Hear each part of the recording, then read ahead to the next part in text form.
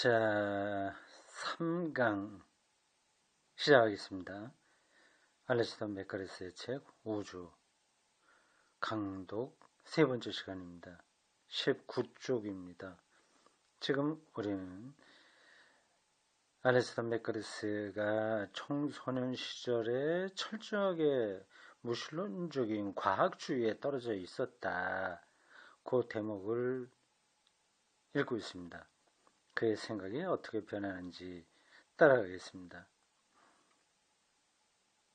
지금 생각하면 16살짜리에게 세상은 아주 단순해 보였을 것이 분명하다.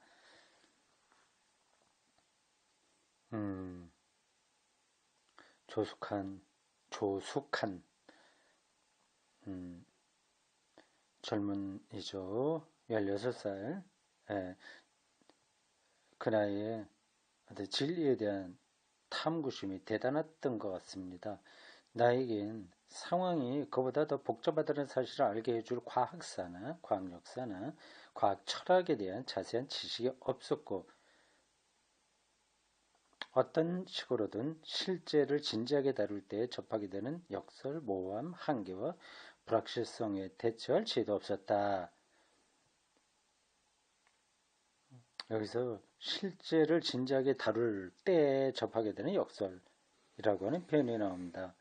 실제라고 하는 거 이게 영어 리얼리티일 겁니다. 당연히 영어 단어를 여기 적어놓지 않아서 100% 확신은 못하지만 거의 그럴 겁니다. 실제 제가 다른 강독에서도 강독이나 뭐 해설 이럴 때 강의 이럴 때 리얼리티에 대해서는 여러 번 설명했고 강조했습니다. 근데 그 단어 리얼리티를 번역하기가 딱 떨어지는 단어 찾기 힘들다 그런 말씀드렸죠. 실제라고 얘기했지만 그렇게 해갖고는 우리 말로는 정확하게 들어오진 않아요. 리얼리티다 그렇게 생각하시면 되겠습니다. 각주가 달려있네요. 8번입니다. 지혜에 대해서는 다음을 봐라.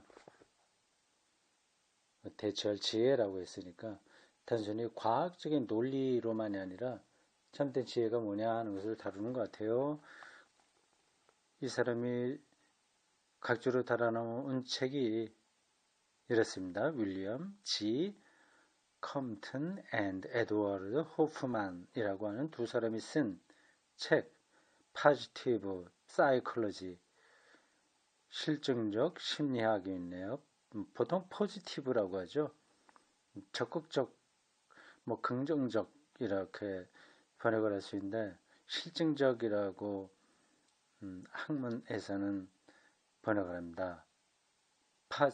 포지티브, 네거티브 이렇게죠. 실증적 사이콜로지 실증 심리학, 실증 심리학 부제로 이렇습니다. The Science of Happiness, 행복의 과학. 네, 그 책이 있다고 하네요. 이 사람이 그 젊은 시절에 젊지도 않죠. 어리죠. 15세 전후. 이럴 때 책을 많이 읽었네요. 거의 3년 동안 나는 무신론의 지적 우아함과 표현이 멋있습니다. 무신론의 지적 우아함과 그와 다른 입장을 받아들인 이들의 철저한 어리석음을 완전히 확신하며 살았다. 실증적 과학주의 여기에 완전히 매료되었다고 하는 겁니다. 그 나이 때는 이게 모든 것이라고 생각했겠죠. 1970년 12월에 이 사람이 몇 살인가? 이 사람의 출생이 어디 안 나오나요? 어디 나오지 않네. 뒷표지에 보면 1976년에 옥스퍼드 대학에서 분자 생물학 박사학위를 받았고 뭐 등등 나오는데 이 사람 나이가 어디 안 나오네요. 나중에 한번 조사해 보겠습니다. 어디 있긴 있을 것 같은데 왜 그게 안 나왔죠? 이상하네. 저자 소개에는 다 그게 붙어 있는데 이 책에는 안 나왔네요. 친절하지 않군요. 1970년 12월에 다른 옥스퍼드 대학교에서 장학생으로 화학을 공부할 자격을 얻었다. 하지만 1971년 10월이 될 때까지는 옥스퍼드에서 공부를 시작할 수 없었다. 아마 자격은 얻었지만 나이가 아직 안 된 것 같습니다. 그래서 1년쯤 더 기다려야 그 대학에서 공부할 수 있는 완전히 그 자격이 주어지는 것 같아요. 장학생은 됐지만 나이는 아직 안 된 것 같습니다. 보통 그때까지 뭐를 할까? 한 1년 좀 부족하게 한 10개월 정도 시간이 있죠. 뭘 할까? 친구들은 대부분 학교를 떠나 세계 여행을 하거나 돈을 벌었다.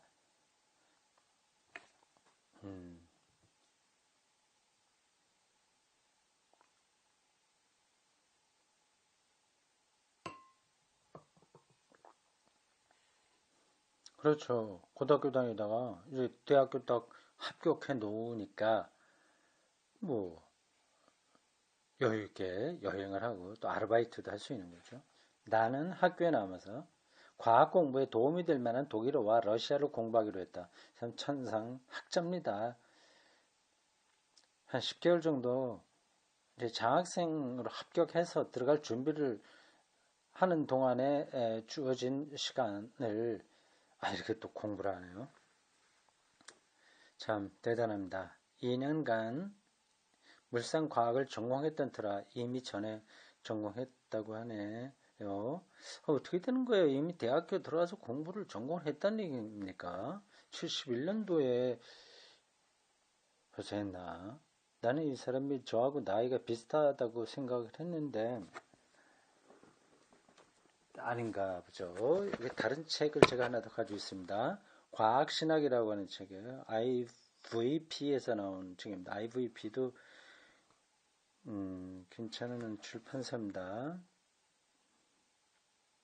여기 알리스터 맥거레스에 대한 간단한 이력이 나오네요. 앞 표지 날개에 있습니다. 옥스퍼드 위클리프 홀의 학장을 거쳐 현재 런던에 있는 킹스 칼리지의 교수이자 신학, 종교, 문화 연구소 소장으로 재직 중이다. 1953년 아일랜드에서 태어나 무신론자로 중고등학교 시절을 보낸 그는 고등학교 시절부터 마르크스주의의 매력을 느끼고 자연과학에 관심을 가졌고 1971년에 옥스퍼드 대학교에 입학해서 화학을 전공했다. 네, 맞네요. 저거 나이가 똑같습니다. 1953년이네요. 1971년에 이제 대학교 들어갈 나이는 된 겁니다. 뭐 1, 2년 그거는 약간의 한국하고 그쪽하고 차이가 있겠죠.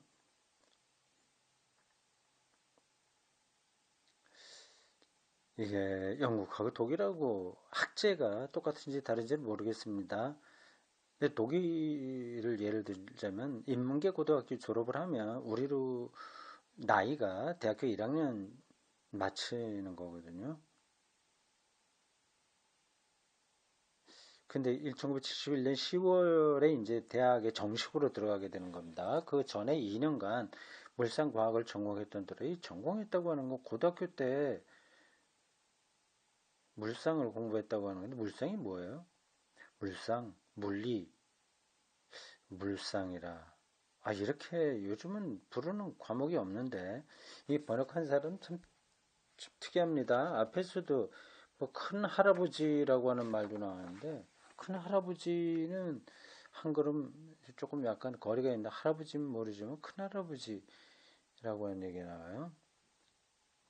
좀 재밌습니다. 물상이라고 하는 거는 요즘 잘 쓰지 않는다는데 말하네요. 물상과학을 전공했던 터라 생물학 공부를 깊게 해야 될 필요가 있음을 인식하고 있었고 생화학, 생화학이 있다면 다른 화학이 있다는 건데요. 다른 화학은 뭐죠? 기초화학인가? 분자화학인가? 모르겠습니다. 생화학에 대해서도 생각하기 시작했다. 이렇게 해서 오랜 시간에 걸친 독서와 사색의 시기가 본격적으로 시작됐다. 대학교 들어가기 전에 벌써 이런 공부를 기본적인 것을 다 마쳤으니 뛰어난 학생인 건 틀림없습니다. 1971년 초반에 대학교 들어가기 전에요. 학교 과학도서관에서 한 달 정도 집중적으로 독서를 해서 생물학 관련 책들을 다 읽었고, 한 달 정도 읽으면 몇 권 읽을까요? 하루 종일 읽으면 책 한 권 다 읽겠죠? 한 30권 정도 읽겠네. 주말 빼면 한 최소한도 20권을 읽겠네요.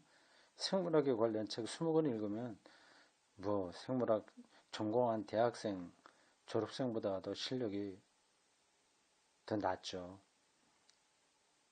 이후 전에는 있는 줄도 몰랐던 과학사와 과학 철학 구역을 보게 되었다. 이런 책들은 제대로 읽어본 적이 없었다. 자연과학의 위협을 느끼는 사람들이 잘 알지도 못하면서 자연과학의 확실성과 단순성을 비판하는 내용 이러니 여긴 탓이었다. 과학사와 과학철학. 뭐 그렇게 무게 있는 학문이 아니다 이렇게 생각을 했나 봐요. 내가 볼 때 철학은 제대로 된 과학자라면 잘 계획된 몇 가지 실험으로 쉽게 해결할 수 있을 문제들에 대해 부질없는 억측을 늘어놓는 학문에 불과했다.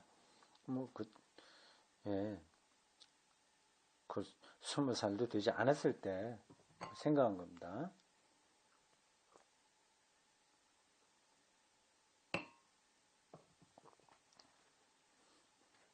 그게 무슨 소용이 있단 말인가. 하지만 결국 나는 과학사와 과학 철학 책들을 읽기로 했다. 그 책들을 읽어서 손해볼 일은 없다고 생각했기 때문이다. 학교 도서관에 있던 약간 빈약한 해당 분야의 책들을 다 읽었을 무렵 어느 학교예요? 저기가 고등학교인가? 아니면 옥스퍼드 대학인가? 아마 고등학교 같습니다. 하여튼 그 무렵 나는 한동안의 생각을 심각하게 재고해 볼 필요가 있다는 것을 깨달았다. 과학사와 과학철학은 가차없이 달려가는 과학적 진보 앞에서 불필요한 장애물을 놓는 반계몽주의가 아니었고, 반은 반쯤이라는 게 아니라 안티 반대한다는 게 계몽주의를 반대한다는 거. 과학은 이제 계몽을 목표로 하는 거죠. 그게 아니고 반계몽주의가 아니었고 과학적 지식의 신뢰성과 한계에 대해 올바른 질문을 던지고 있었다. 이제 이 학생이 눈을 뜨기 시작한 거죠. 그리고 그 질문들은 그때까지 내가 직면한 적이 없던 것들이었다. 예를 들자면 자료에 의한 이론의 과소 결정성. 어려운 표현이네요. 어떤 자료를 선택하냐에 따라서 그 이론이 완벽하게 되는 게 아니라 지나칠 수도 있고 좀 부족할 수도 있다? 그 뜻인가 보죠. 과학사에 있었던 급격한 이론의 변화, 과학의 역사에서요. 패러다임 시프트라고 합니다. 패러다임, 전이 이게 급격하게 일어난 거죠. 하늘 이론 쭉 내려와서 웬만한 반론은 다 뚫고 나갑니다. 그러다가 결정적이 그게 이제 축적되고 축적되다가 어느 결정될 때는 완전히 이론이 달라진다고 하죠. 과학 패러다임이 달라지는 겁니다. 뭐 천동설에서 지동설로 넘어오는 거, 예를 가장 대표적인 게 그런 것들입니다. 결정적 실험 고안의 어려움, 주어진 일련의 관측에 대한 최고 설명 고안과 관련된 엄청나게 복잡한 문제들이었다. 이게 이런저런 자기가 직면하지 못했던 것들을 정리해서 나열하고 있습니다. 그러니까 이 나열된 것들은 과학적인 그 실험 결과 그런 것들이 그렇게 결정적인 거가 못 된다. 실험 조건, 상황, 뭐 이론 그 앞에 있었던 이론의 불확실한 것, 그건 다 복합적인 문제가 된다는 거죠. 그러니까 과학이 모든 것을 자기를 해명하는 게 아니라 해명하는 한 부분이라고 하는 거.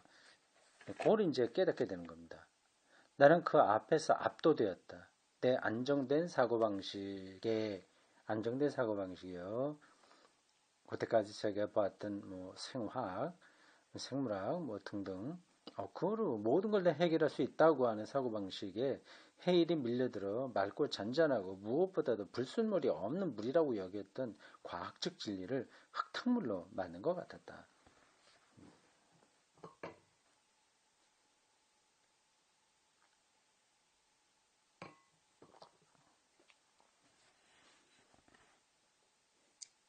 따끈한 차를 한 잔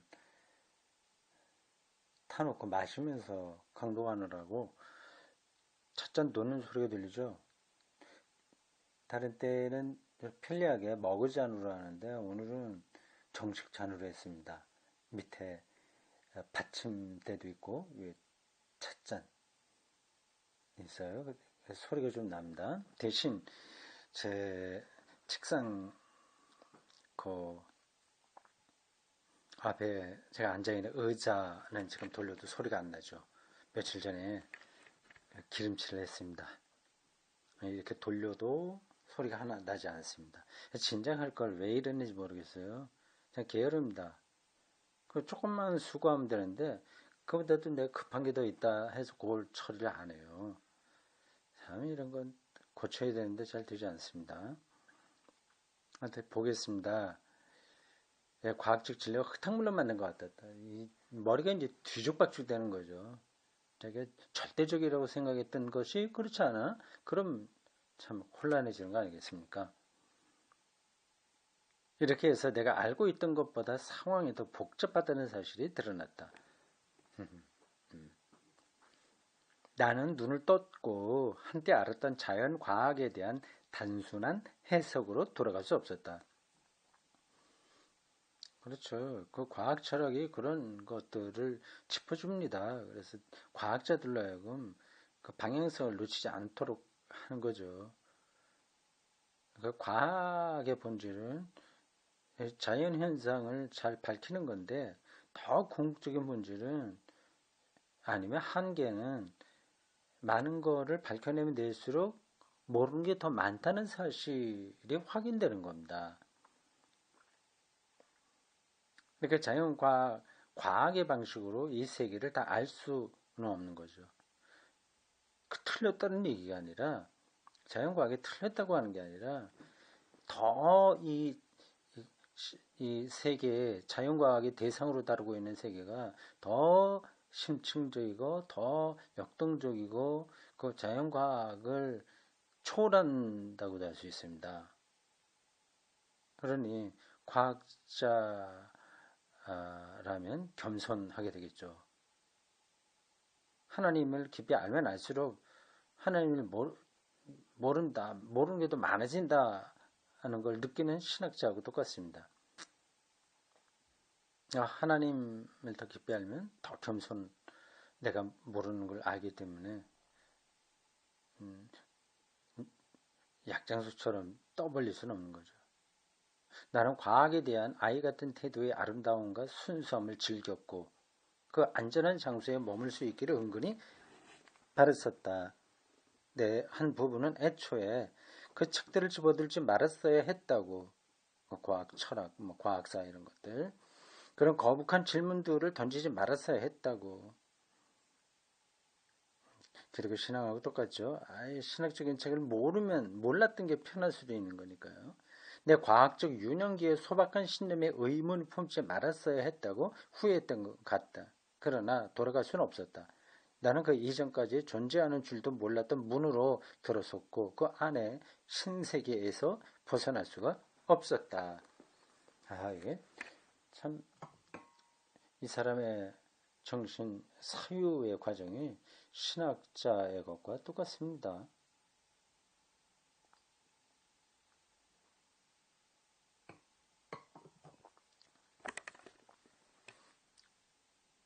나는 홀따옴표가 나옵니다. 우리가 보유할 수 있는 유일한 진짜 지식은 경험적 증거에 근거한 과학적 지식이다 라는 생각이 이게 실증적인 사고방식입니다. 경험, 실험을 통해서 똑같은 것들이 주어지는 그 지식이죠. 그게 정말 진짜 지식이라고 하는 생각이 다소 순진한 견해임을 알게 되었고, 그걸로 극복이 안 되는 세상이니까요. 엄청난 것 앞에서 그 큰 바다 앞에서 서 있는 어린아이의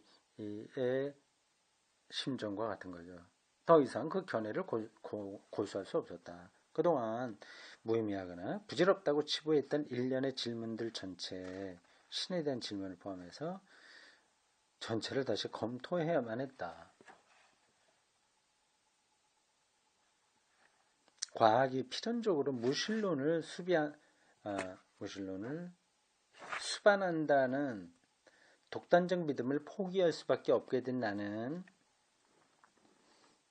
자연계가 개념적으로 유연하다는 사실을 깨달았다.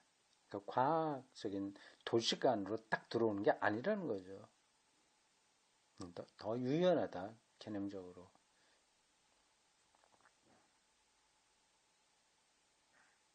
우리는 지적 성실성을 전혀 포기하지 않고도 여러 다양한 방식으로 자연을 해석할 수 있다. 그렇다면 자연계를 이해하는 최고의 방법은 무엇일까?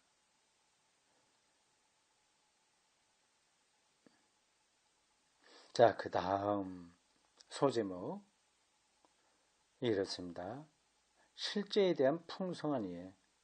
나오죠? 다시요. 실제, 리얼리티에 대한 풍성한 이해. 실질적인 것, 리얼리티.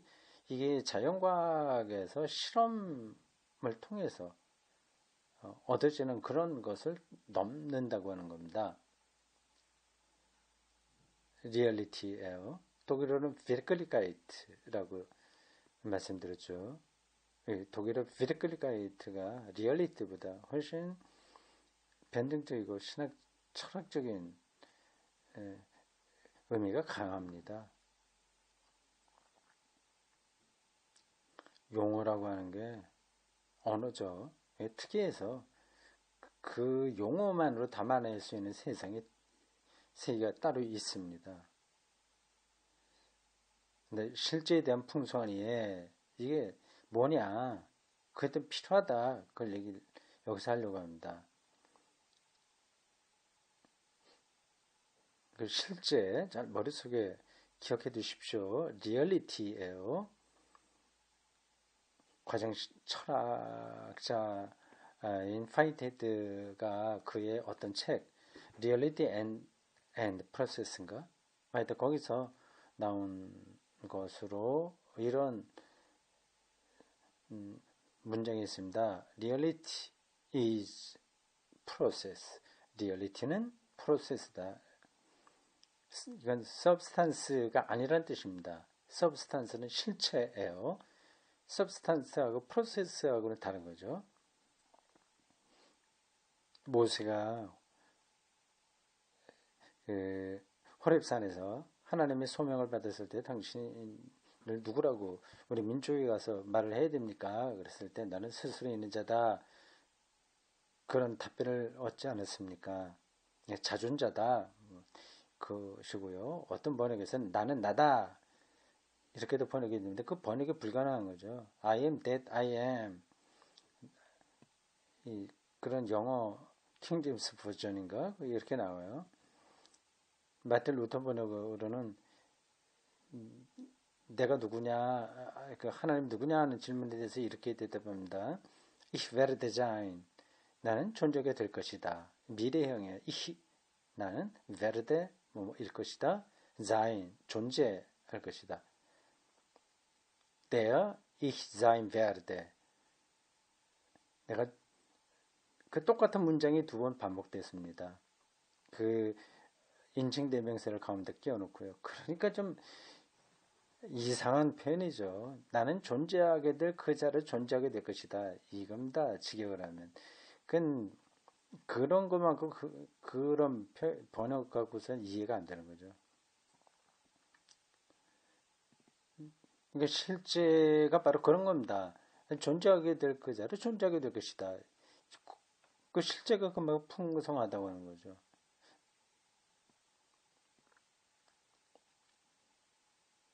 판넨베르크의 하나님에 대한 규정에 이런 표현이 있지 않습니까? Die alles bestimmt in der Wirklichkeit. Wirklichkeit가 뒤에 있어요.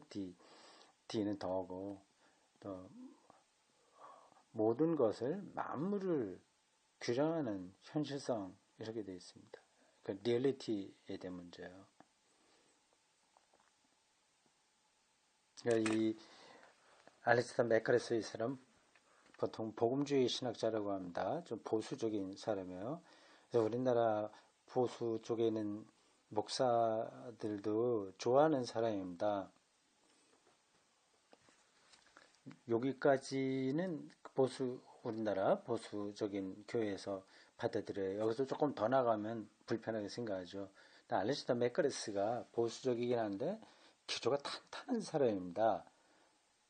이게 지금 실제를 다루고 있다고 하는 건 그만큼 뭔가가 있다고 하는 거죠. 그 인식의 토태가 그냥 일반적으로 나 계시 받았어. 뭐 일반 신자 좀 보수적인 사람들이 생각할 때 무조건 믿기만 해. 뭐 이런 식의 아니라고 하는 거죠. 상당히 철학적인 겁니다. 실제를 다루고 있다면 그렇게 보면 됩니다. 그러니까 알렉산더 맥카레스라고 하는 신학자의 책을 한국 교회가 좀 많이 읽어야 되겠습니다.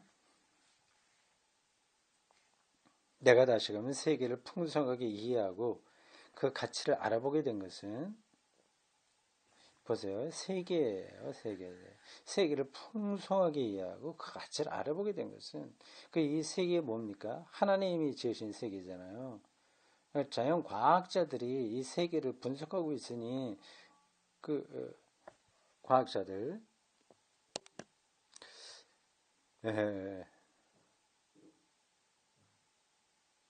뭐 잠깐 다른 바깥에 뭐 일이 있어서 잠깐 강의를 그쳤다가 다시 이어갑니다.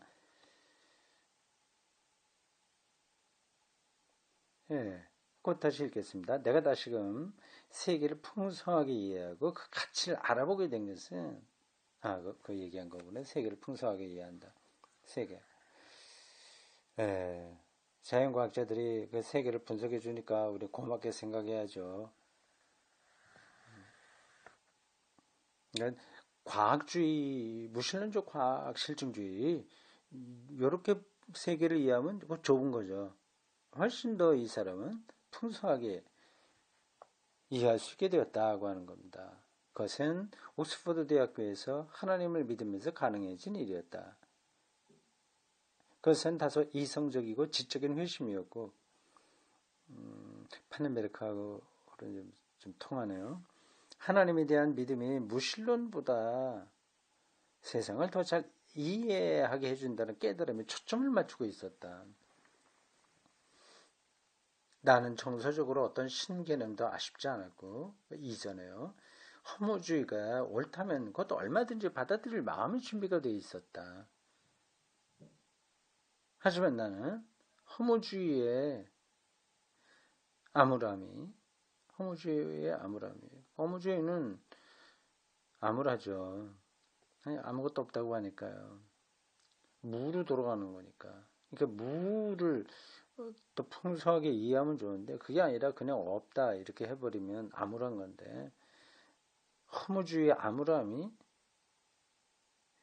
그것이 진리라는 표시라고 잘못 이해했다. 허무주의 암울함이 그러니까 왜 진리지? 이렇게 자기 생각을 잘못했다고 하는 겁니다. 만약 진리가 매력적인 것으로 밝혀진다면 어떻게 될까?